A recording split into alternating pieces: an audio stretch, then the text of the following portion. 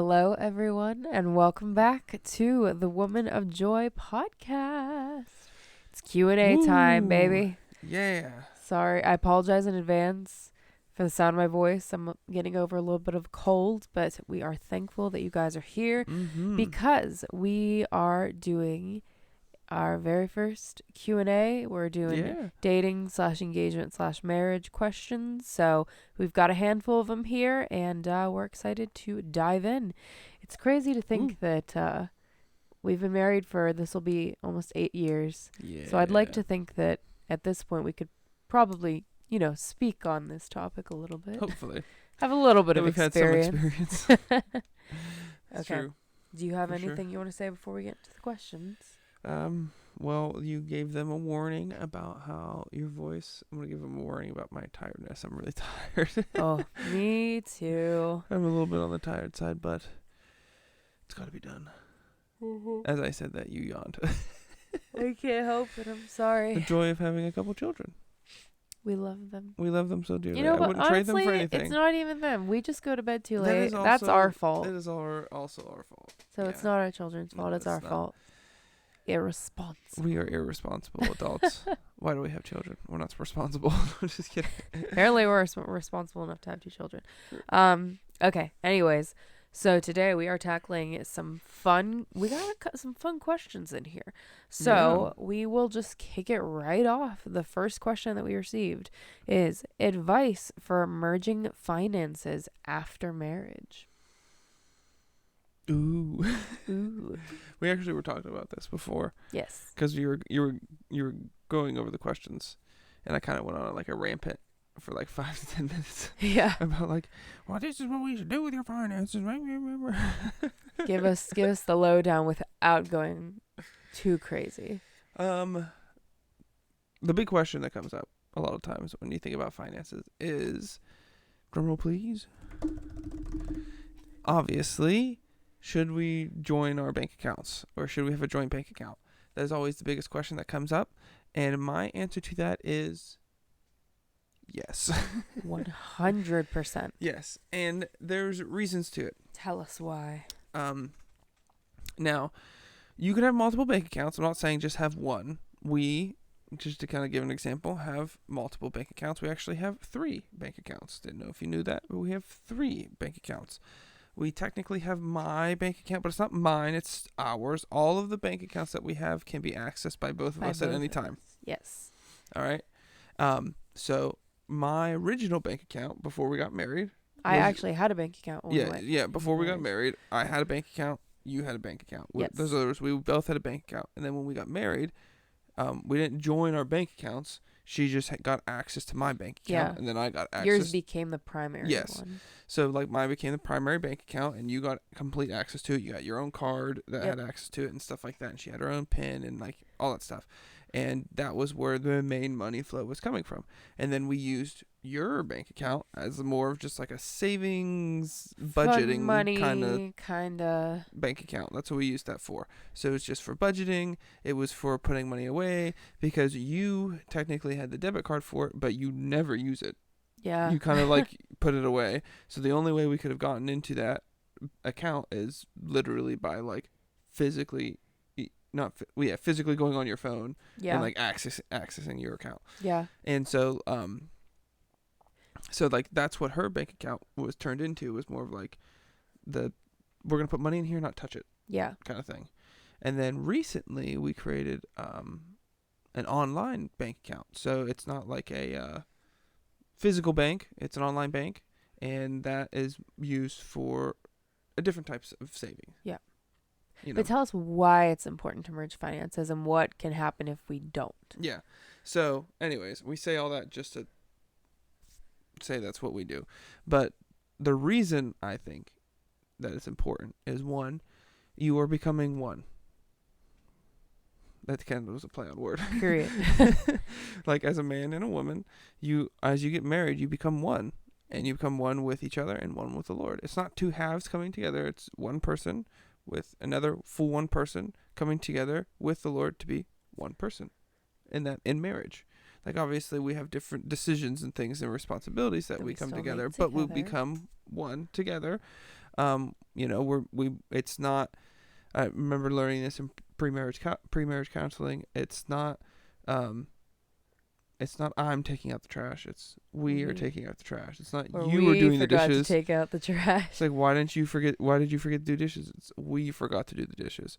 And so this is not my bank account. It's our bank account. And so when you really start to put those words, play on words together, there gives no room for the pointing of the finger. Yeah. And that was the main thing you were saying the other night when we talked about this, was that when you have separate bank accounts and if you go into marriage with separate bank accounts, that literally just gives an opportunity for the enemy to come in and divide you, because then it can get really dicey where it's like, oh, I need this thing. Well, use your money, use your bank account. And it's like that. I don't know. It just kind of, it creates a spot to start a fight. And there might be somebody that say, well, shouldn't I have like a backup plan just in case it doesn't work out? And to that, I would counter, that sets you up for failure before you even start. Yeah, if you think you should have a backup plan, then you shouldn't be getting married.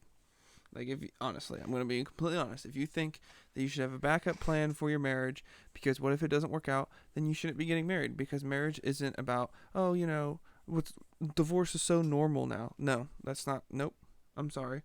God did not design marriage that way. God did not design marriage that way. There shouldn't be a backup plan. If something would ever happen to go south, that's where faith in God comes in, and God will take care of you. He provides. You know what I mean? He will provide. But God didn't design marriage for it to just be broken apart. Well, and whenever you don't feel like it. Like you said, that's where faith comes in, because even in life, we can try to have backup plans for stuff, but it's like, then where's the faith? Absolutely. So anyways, all that to say, merge your bank accounts. Yeah. Merge all your stuff. I think we actually merged our like phone plan and stuff like a month before we got married or something. Yeah. But just merge it all. That's what we're saying. Yeah. Yeah. Be on the same page and talk about those things. Because I will say, as being a stay-at-home mom and not somebody who makes finances, we still sit down and we have finance meetings and we still discuss finances and who spent what, just so that we're on the same page no matter what. So that's the answer to that question. And if you're thinking about, like, if you're struggling with that, I encourage you to, like, say if you have a 2-income household, and like if your husband works, or if your wife works and you work, like if your spouse works and so do you, and there's a 2-income household, when we were talking about it, I challenged you to for maybe like a month, take one of your incomes and literally just, when it comes in, just put it completely aside and don't even touch it, and try to live off of one income just for a month to really see how that money can be used for each other, that it's your money. It's not like your money, but it's our money. Yeah. It's not just like, your money and my money, and budget those things out. Like, it's okay to do so. And like, it's okay to have your own money in the sense of like, is it being budgeted? Like we used to, when you were working before we had kids. Yeah. You were working and I was working. Our money came together to pay the bills, and then from all of that money that came in, we actually budgeted out some fun money. So like 1 week, if we had some extra money or whatever, you'd get like $20 to do something, and I would get $20 to do something. Yeah, you'd get cash out and just hand me cash. Yeah, like it would just get cash out and be like, here's $20. If you want to blow it all tomorrow on, coffee and, Dunkin' Donuts, great. If I wanted to blow it all tomorrow on something else, or if I wanted to make it last for the week, cool. That's like, you can budget those things out. Yep. It's good. All right. The next question we got was how to keep intimacy alive with littles. So here's where I'm going to we can do this now. We have enough episodes that we can say this. We actually have an episode where we touch on this. I think it's our 3rd episode where it's talking about how to have a strong marriage while raising little children. And so this is a little bit more. You can check that out. Yes, I'm saying you can check that out for just marriage while raising children in general. But we'll obviously elaborate here about how to keep intimacy alive with littles. And as you can see right now, the main the main area that you can struggle with, well, there's a couple. Being tired, obviously, can be like an emotional struggle there. And then, wives tend to have a lower drive sometimes when child rearing, because it takes a lot to raise, especially little children. But I'm speaking from a woman's point of view. It's just one of those things that sometimes, and I'm not okay. This could be this could be misconstrued what I'm saying right now, so don't hear what I'm not saying. But like, we have this mindset sometimes that if we don't feel like doing something, that we just shouldn't do it. And granted, like, there's situations where that can be taken out of context, but I guess what I'm trying to say is, like, sometimes you just have to push through the not feeling like you want to do it. Never mind. I was going to say something else. Sometimes you just got to get started. Sometimes love is hard. You got No. You Sometimes, know what I'm referring yes, to? I Okay. do. Sometimes you just got to get started, and then something might come alive in you. Sorry, the only thing that was going through my mind was that. No, that's an inside joke that nobody will understand. I know. But anyways, sometimes you just got to push through, and honestly, from my experience, like, the more that you kind of get out of your comfort zone in, like, pushing through, even when you're tired, even when this, even when that actually, the more that you tend to enjoy it and actually want to do it more. And I don't think that it has to necessarily be about a certain number, but more about the quality over quantity, in my opinion. Is it bringing you closer together? Like, when you go to be intimate, it should be bringing you closer together, not to just, like, fill a void, Yeah. Actually, here's some helpful tips about that. So I was listening to a podcast. I can't remember exactly what it was. Was it the one? But it was about just like, there are some amazing podcasts out there talking about the brain and how it functions and the difference between men and women, like neuroscientists and stuff like that. But you have to find the right ones. And I was listening. I can't remember which one it was, but I was listening to one that talked about men and women. Oh, and it talked about. Did you say that? Yeah. No. The Men Are From Mars. No, not that one. Oh, not that one. It was not that one. But there was one I was listening to, and it talked about how for men and for women, when as a husband and a wife, if you would go and hug your wife, like, as a man, like, if you go hug your wife, like, not just like a side hug or just this, but like hug your wife, like you're holding her tight and you're loving her and stuff like that. You hold her for like 20 seconds. It actually releases chemicals in the woman and in the man that helps kind of it releases estrogen, I believe, and releases testosterone in the man. So estrogen for the woman and testosterone for the man. It actually helps release those things so that you can actually, like, you're feeling loved, you're feeling more intimate. And the same thing is for a kiss. If you kiss for at least 3 seconds, you do feel more intimate. And I saw that and I was like, you know what? I'm going to test that out for a whole week. I woke up and I would get ready for work and you had no idea what was going on. No. You had no idea. I enjoyed it though. Yeah, and and then so did I. Keep going. But like, for a whole week, right before I would leave for work, I would grab you, I would bring you in close, and then I would just kiss you, and I wouldn't come off of you, like, kissing you for like at least 6 seconds, and I like kind of counted in my head up to like 6 seconds, and sometimes it was 7 or 8 or 9 or 10 seconds. You know what I mean? But like, and then like afterwards, like, you're just like, you know what I mean? Like, you just went, and you're just like, you just melted and stuff like that. And I was like, wow. No and I was woman like, okay, wants let me just see, a little peck. Like, well, like, let me see if this keeps happening. So like, for the next full week, I did that, and then you're like, I remember because we sat down and we have a weekly meeting talking about our marriage, which is also something very important to do to keep intimacy alive in your marriage. And we talked about it, and you were like, you've just been so, and you were just like, I'm just so enamored. I feel so loved. And I'm like, you want to know why? And you're like, why? I'm like, because I saw this study. And you're just like, what? So what you're saying is that it starts outside the bedroom. It does. And so, men, I encourage you, if you're listening, to challenge you this week to kiss your wife for at least 6 seconds. Or if you just, if she's sick or you don't feel like kissing her that morning or whatever, hug her tight, like you're holding on to her, that she feels protected. not just not just like a not a yes, side I hug. love This you, is your wife for whatever. crying out No, loud. like hug her tight, like you're protecting her, that you want to show her that you love her for at least 20 seconds. And I'm telling you, like, it actually works. It was like, it was a game changer. and And I'm you not know gonna lie, what? we probably had more sex that week. Like, I'm not Probably. gonna lie, I think we actually had more sex that week. And whenever I don't know when it stopped, but there was a period of time where you stopped doing that. Yeah. And then a couple days ago, I was like, "Hun, I have a request." And you're like, "What?" I was like, "I'm gonna need those 6-second kisses again," because you started to feel like a lull, and so it's like, For sure. yeah. So Absolutely. just those are a couple tips we got for Yeah. you. The next question is resolving conflict. Resolving conflict. So.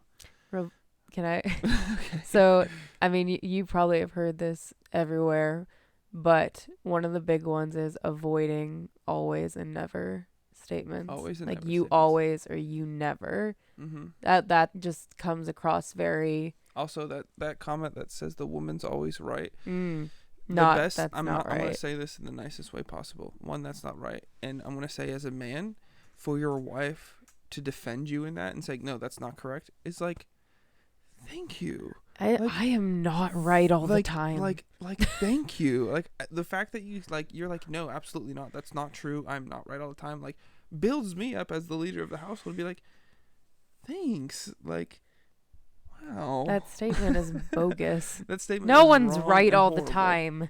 Yeah, that statement is not okay. That's not good. That's actually that sounds like a very manipulative statement. And okay, so here's a big thing that's been really helpful is when we get into a conflict, remembering that you're on the same team, because there have been times when we've gotten in like little tiffs. We don't have like big arguments, but there have been times we get in little tiffs, and it's like you start to kind of point the fingers, and we've both done this before where we are like, whoa, whoa, whoa, step back a second, what's going on here? Mm-hmm. And we have to like take those walls down, because it's like when you start getting to the finger pointing, things can get really icky really fast. You can start pointing stuff out real fast. So sometimes like you literally got to call a timeout, take a step back and be like, hold on a second. We're on the same team right now. It's us against this problem, not us against each other. Yeah. And like try your very best to not get into like name calling, accusing, those sorts of things, because then you won't get anywhere. No. And this is coming from the one with the big mouth. So one of the helpful tools that we do is we have a marriage journal that we do every single week, and we schedule it out on Mondays. We call it Marriage Mondays. But sometimes it happens on Sunday, sometimes it happens on Tuesday, sometimes it'll skip a week because vacation or because, Christmas time, like stuff like that happens, and we might have to skip a week, or we might not do it until Friday night or something like that. Like it can just but we know that Monday is like the time that we're going to try to have our meeting. It's the checkpoint for communication in the week. And so there's a lot of times where I come across and I'm just like, okay, that kind of was sour, but you know what? Like, I'm okay. Like, it's not going to offend me. Like, I'm going to be all right. Like, I can be a man. Like, goodness gracious. And, but I know that if I'm still thinking about this in the next couple of days, then I know it's going to be an issue. Then I'll talk about it with you on Marriage Monday, because like sometimes there are those places. There's those times and places where like you're just busy and you just can't like I know you're busy, and like sometimes there's days where like with the kids where it's just like the kids got to bed late, and then somebody like came over and like we had dinner, and then like after that, and the last thing we want to do, all of our mental capacity is just like gone. And the last thing we want to do is sit down and have another hour-long conversation about something that happened this past week. We just want to just unwind and relax and try and go to sleep. Yeah. Now, obviously, we want to be biblical, and we want to say like, do not go to sleep with your anger. I forget what passage of scripture that is. Do not let the sun set on your anger. And that's true. Like, if you are really upset, you need to have a conversation. Like, that for sure. Like, if you are, like, angry at your spouse, you need to have a conversation before you go to sleep. Like, you're sleeping with that person in bed. Don't leave. Like, don't leave. And, like, that's the other thing, too. It's like, I've heard this a lot. Like, don't just go sleep on the couch because you're angry. Like, no. Sleep in the bed. Sleep in the bed with your wife. And if you were like, given the cold shoulder, then you need to turn the lights back on and have a conversation. Like, do not go to sleep angry. I'm sorry. Unless, like, I mean, obviously, I unless know. there's... I remember the time when we were first married and we got in some sort of silly argument, and you weren't upset, but I was upset. And we were laying in bed, and I'm sitting there going, and I'm like trying to make all these noises so that you'll be like, "What's wrong?" And then finally, I was like, You finally hit me. You're like, do you even care? You're like, what? And then we worked it out. But like, it's silly. But I think that's I do remember that. yeah. I know what you're talking about. But sorry, I cut you off. No, that's good. No, I was basically, I don't remember. Yeah, you were saying like if it's gonna be like that, you gotta get up and have a conversation. Yeah, you do.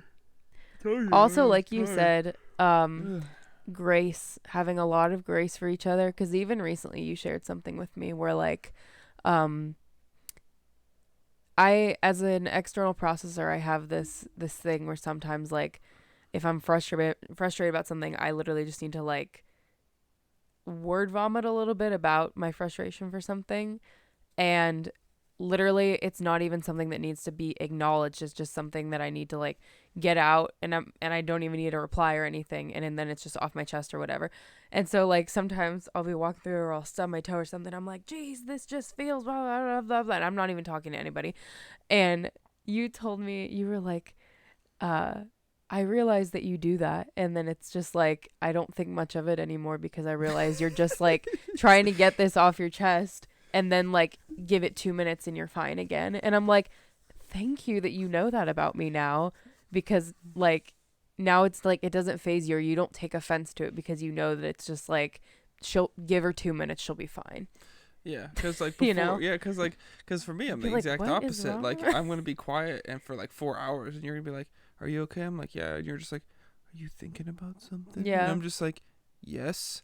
And you're just like, "Okay, you'll tell me when you're ready, right?" And I'm like, "Yes." Yes. Granted, just though, like- those outbursts aren't usually at you. It's just like out into the unknown well, that's the world. thing. That's the thing I learned. I've learned that they weren't about at me or whatever, and I'm just like, okay, she's just gotta, you know, deal with like Chill, whatever's going girl. on. Like, she's gonna, this is how she processes information. I don't process information that way.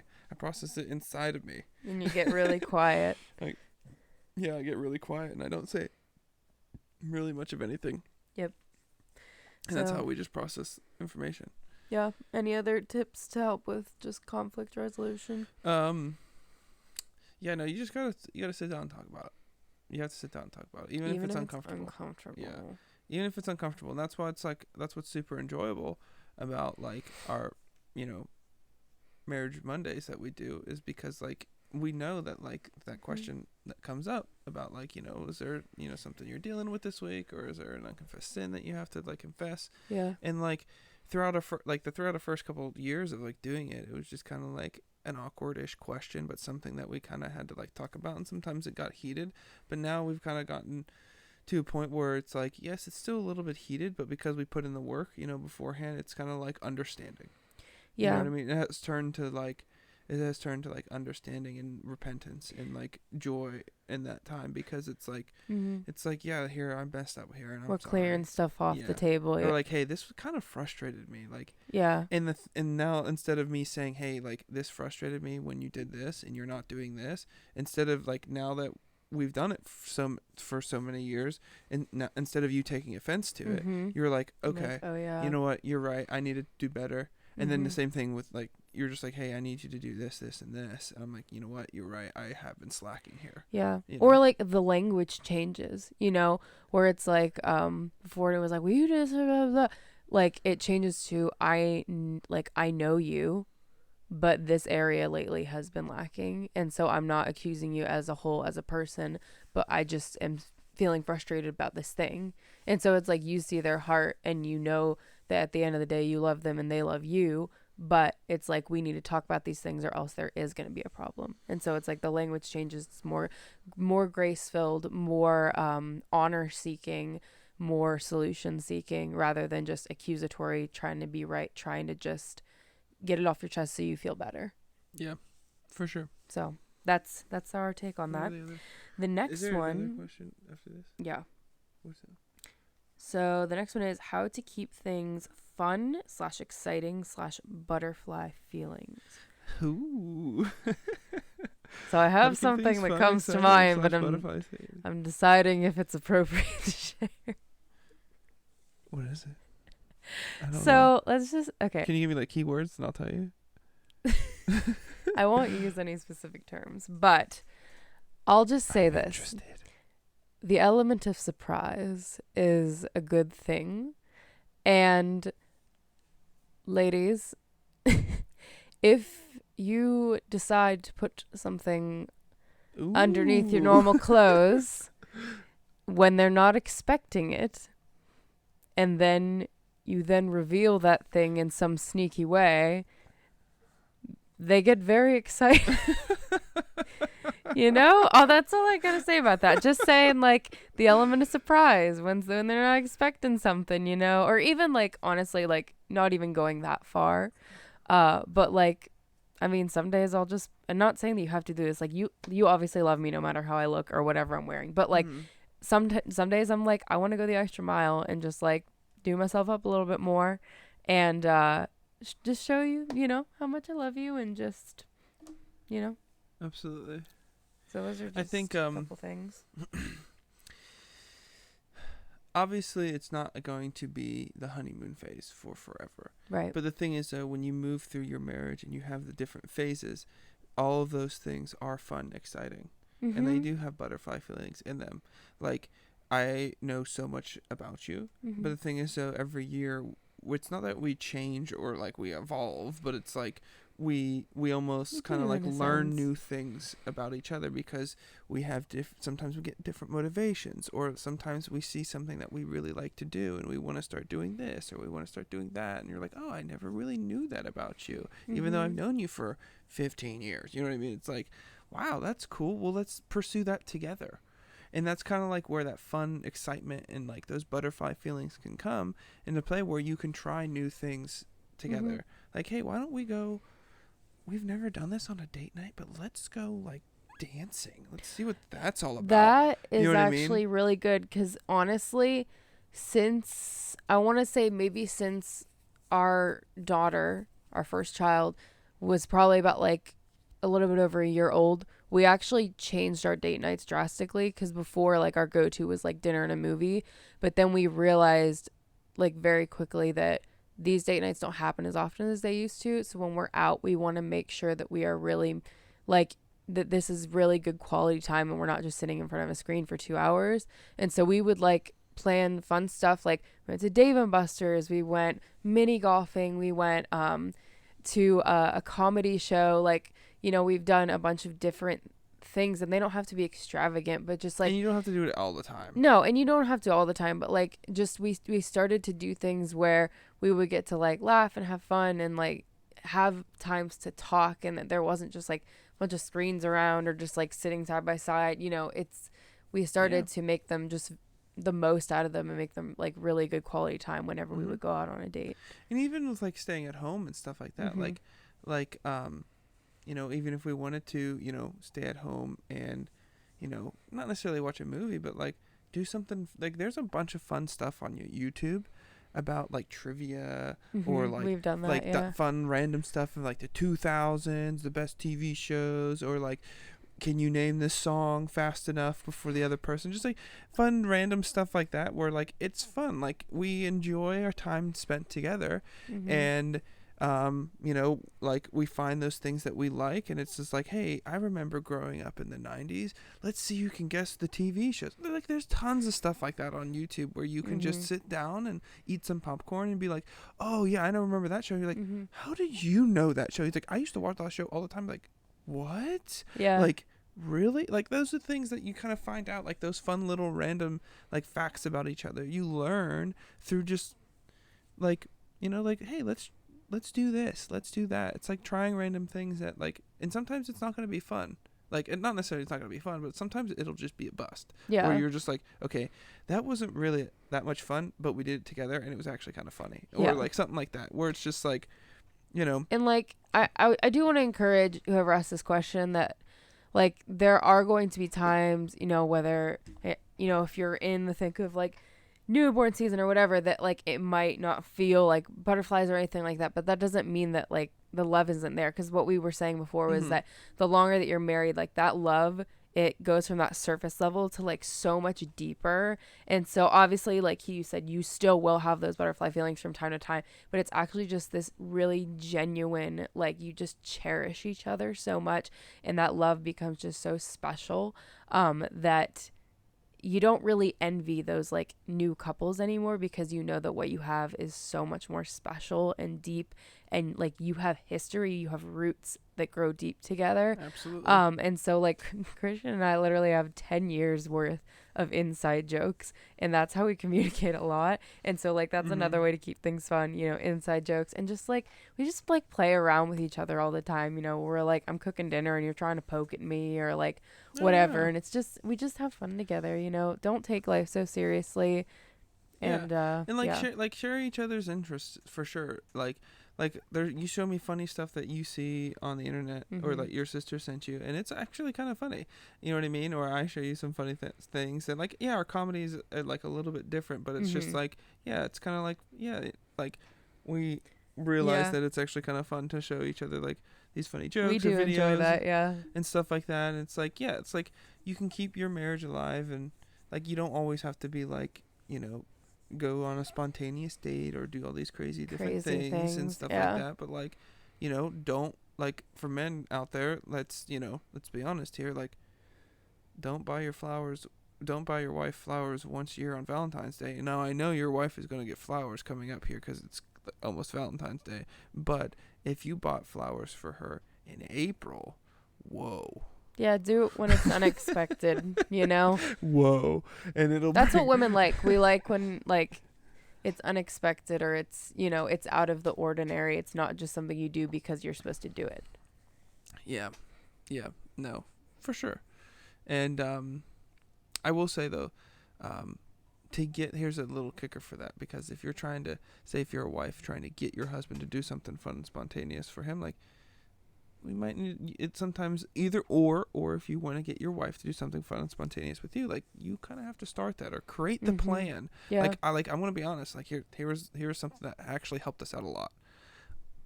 I just was the worst at trying to plan a date for me and my wife. I was just the worst because I was so used to before kids where we were just like, what do you want to do? Let's go on a date. You know what I Mhm. mean? Because we got no kids. And now we have kids, and I'm just like, hey, let's go on a date. And I'm like, wait, we can't do that. We have a child. It means we have to find somebody to watch the child, We have children now. and now we have to find babysitters. And I'm like, it's just so difficult. It's so planning so far away, and so my planning is not good. I do not plan very well. You see, I'm gonna give you a little secret. My wife buys a planner every single year, and she sits at her planner for lots of time I'm a throughout the planner week, gal. and she puts stickers and highlighters and everything. And because of that, I don't do anything. I just look at my wife and I say, "Hey, what's going on tomorrow?" And so, What's your point? but the thing is, but you take care of that, and that's awesome. And for our dynamic is I take care of more of the finances, and you take care of that. And so my planning of date was horrible. So we sat down one time. I was like, "Hun, I know you want a date, but I am horrible at planning these things. Can I have your help in planning on a date? I will figure out roughly what to do. You just have to plan the date. I just have to tell you, hey, on this Like day, on this day, you we and I are going to are go out." going on a date. And I was like, perfect. And so she plans like the day that we're going to go out. And then in my mind, I'm like, oh, I know. Then Okay, you we're help me going to do this. figure out what we're And gonna then, do. and then like I kind of like take over a little bit of like what we're going to do, but we plan that together. But I will say there are times where, I will ask like, hey, can you ask your parents if they Oh can yeah, watch the kids yeah, on this date? So it's not always just me. But again, like you said, it's like we have that teamwork dynamic going on. yeah. And that helped me out a lot, which actually helped us go on some dates more often, which was great because I just planning ahead with that stuff it was not working very well. Mm-hmm. And we actually ran into a problem because we were just like, we never go on dates anymore. And I'm just like, I know, I just don't know how to plan one. It's because I think I was waiting for you, but then you were waiting for me, and so it was like we just had to get on the same page and figure out a game plan. yeah, and that works. So yeah. Okay, we got 2 questions left. The first one is dating/engagement and purity. So I think what they're asking is like, what does purity look like during like that dating and engagement time? I can tell you what it what doesn't work. If you are dating and engaged, don't be each other's accountability partners, because we did that. And let's just say there's basic rules. It wasn't the best. There are basic rules. There are some basic 101s, dating 101s and engagement 101s that you need to follow. Don't be each be other's alone. Don't be each other's accountability partners. 1, 2. Don't be alone in the Don't car be together. alone together. That's okay. You have to drive somewhere sometimes. Well, duh. But like, don't For be alone extended periods of time. Well, don't be alone together like in an apartment, or like don't be alone together at your parents' house or at somebody else's house or like wherever. Just don't be doing that, because We're just not going to be doing that. Just leaving room for temptation. For sure. And 2, like for purity and whatnot, just like, obviously dating is so, we need to go back to the old days of dating. I'm going to be honest. Now, we don't have to worry. We don't have to worry about that because we're married. But like the old days of dating, my dad, Courting. my dad is amazing. So he told me a story one time when he was in Boston at the time. I don't remember where. Boston. Boston in the fall. Veggie Tales. My dad told me, he goes, yeah, it's like I was dating 3 women at one time. And I was just like, Dad, you stud. Mr. Dale. I was like, Dad. I was in high school, so I thought he was a stud. Now I'm just like, Dad. He is a stud. What do you mean, Dad? I'm married. So it's like, Dad. I was in high school. I was like, Dad, you stud. Dad, you've dated 3 girls at the same time. He goes, whoa, whoa, whoa, whoa, whoa, whoa. He goes, I wasn't dating. I'm like, you guys date today. You guys dating today is so horrible. And he goes, I was dating because literally I would go on dates with 3 different girls in 1 week, just because it had nothing to do with going to go, oh my goodness, we're just so in love with each other, or we're dating. They didn't have the talking thing. And we're like, we're just talking, or we're just, no. He goes, that's what he did on dates. Like that's what he did. He went on a date to talk to the girl to see if he would be interested on going on another date with her, to talk to her some more, and whether or not to see she would be a good wife. And he found out that they weren't. And so then you guess say, what? Okay, bye. He moved on. And that's like the old style of dating that really needs to come back, because it's like, it's all horrible. I don't know if it's all horrible. Well, okay, I'm going to go deep here. So, something that I did when we were, I think it was when we were dating still. We weren't engaged yet. That you called me out on was I put too much emotional dependence on Christian as if he were my husband when he was still my boyfriend. And so it was like I depended on him. Like you said, it was like husband dependence, husband privileges. And you called me out on it. You were like, actually, this dependence that you have on me right now is how you're supposed to be depending on God, because I'm not your husband yet. And honestly, like it went even deeper. It went even deeper than just me depending on you. It was like I actually have to depend on the Lord more than I depended on you. Yeah. And that's I still have to depend on the Lord more than I have to depend on you. And so like it really hurt when you said that, but it hurt because you were right. And so like I think when we're dating and engaged, we can get into this really dangerous place. I'm sorry, I'm just remembering that. Our feelings get really involved, and we can see a future with this person, and so we want to like skip ahead, but it's like you actually, there is so much more of an emotional connection that happens when you're husband and wife that you can't have until you are husband and wife. What? Sorry, I thought I heard something. Oh, okay.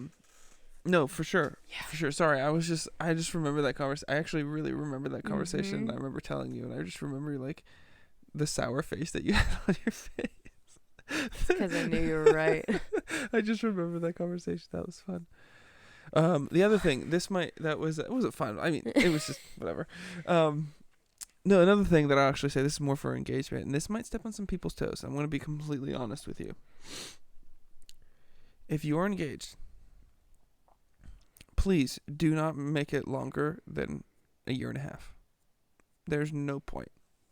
If you are engaged to get married, unless there's complications. Like, you can't, like, you know, like, I know that some people with, like, COVID and all that stuff happened. People were, like, there's Yeah. some stories. Like, I know, understand Yep. stories. But if you are engaged and you're just together all the time and you're just being together for the next couple of years and being engaged, that literally makes no sense. And the reason why I say that is because there's not an excuse. There is an excuse. If you guys are just hanging out together, still going on dates, and you're just like, oh, we're just waiting to get married because, you know, whatever. I'm like, that's not an excuse. Go get married. There's no. What do you think? You're gonna get married and kids are just gonna magically pop out of your wife? Like, no. You have to go do something for that. Well, But I like, think it's and the people... reason why I say that is because even like, we went through college, and then even outside of college, like, we were waiting. Like, there's like people kind of waited for certain things, and there's all these plans, and people always just try to make plans, and we are a perfect example of, wait a second, our love for each other is more important than our personal plans or our plans for do this. And I'm sorry if I'm stepping on some people's toes. And if you're married and that's what you did, like, okay, cool. Like, you're married. Great. Like, then this doesn't necessarily apply to you. But if, like, you're dating or you're engaged and you're just kind of keep pushing off the wedding for just no reason, like, there's no point. There's really no point in because it's like, we got married in college. Like, it literally made no sense. Like, people got together before college and they were waiting to get married until they were done graduating, and they got engaged and they got engaged and they were engaged for like 3 to 4 years. And I'm just like, engaged 2 weeks after I graduated like, high school. And not that everybody should do that, but for us it was right. yeah, for us it was right. And then we got married a year later, a Yeah. year and a month later. And like, then we did life together. And that's the thing. Like, marriage is doing life together wherever the plans are. And if the plan is, let's graduate college first, okay, let's do that. But we're going to do it together because we're married. And that's the thing. It's like, your plans aren't more important than your marriage. And engagement is planning for a good marriage, not just a good wedding. Ooh, that's good. So people will spend, like you said, 1.5 years, 2 years, 3 years planning for this dream wedding, and then they get divorced like 2 months later. And it's like, actually, we're supposed to spend that time. Yes, like, have a good wedding. We had a great wedding. But like, during that engagement time, you're supposed to be preparing for what marriage holds. You're supposed to be having those hard conversations. You're supposed to be planning for what you're going to do with this, what you're going to do with that. And so that when you get married, yes, you have your amazing wedding, and that's great. But you're prepared for a lifelong marriage. Absolutely. Because it is a commitment, which actually leads us into our final question, which is what is God's design for marriage? Oh, man. And I'm like, that could be... That's a whole nother podcast. A whole other podcast. We could even make that a whole other podcast. We might have to make that a whole nother podcast because God's design... We're at 40 minutes and God's design for marriage. I know. That's a whole nother podcast. We might have to make that a whole other podcast because... Oh, my goodness. Oh, man. Well, we can it's start... Beautiful. It's a beautiful thing, and it has to be intertwined with the Lord. Mm-hmm. There's some really fun. We'll just go into this just to dabble. We'll just dabble and put our feet, get our toes a little wet, you know. We'll just put our toes a little wet in the pool, you know.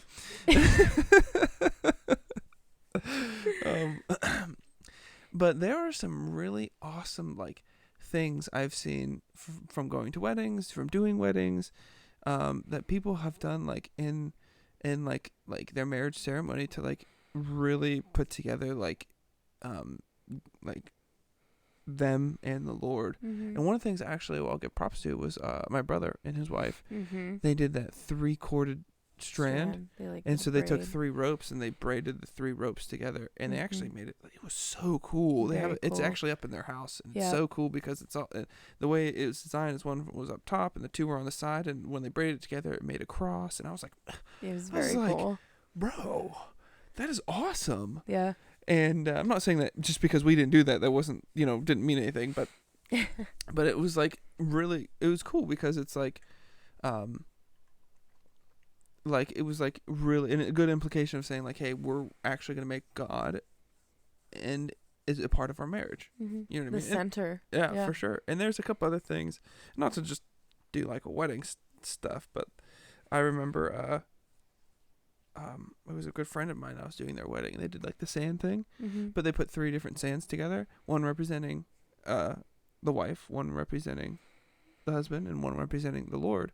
They put it all together, and they actually mixed up the sand together, and as a symbol of like, if you want to tear this marriage apart, you have to go grain by grain. That was very And cool. I was just like, whoa, that's like really cool. Mm-hmm. You know, and so like it's like if there needs to be some type of symbolism in your home that says like, hey, no, like we are married, and it's like you, me, and the Lord, and it's like, because God designed it, and it's not going to work if God's not in it. Mm-hmm. Like, and that'll segue us into the topic next week.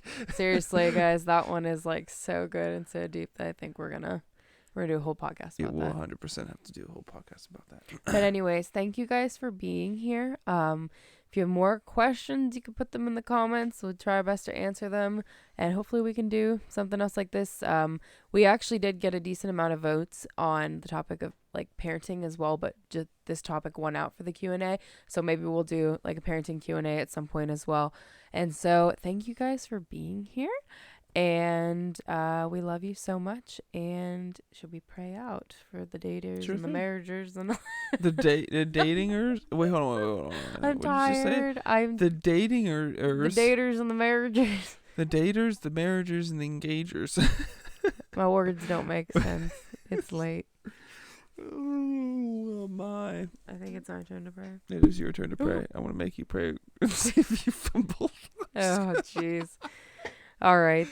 Dear Jesus, we thank you for this day. Lord, I just pray for anybody that's out there, whether they're single, dating, engaged, married. Lord, I pray that they would be encouraged by something that we said, Lord, because it comes straight from you.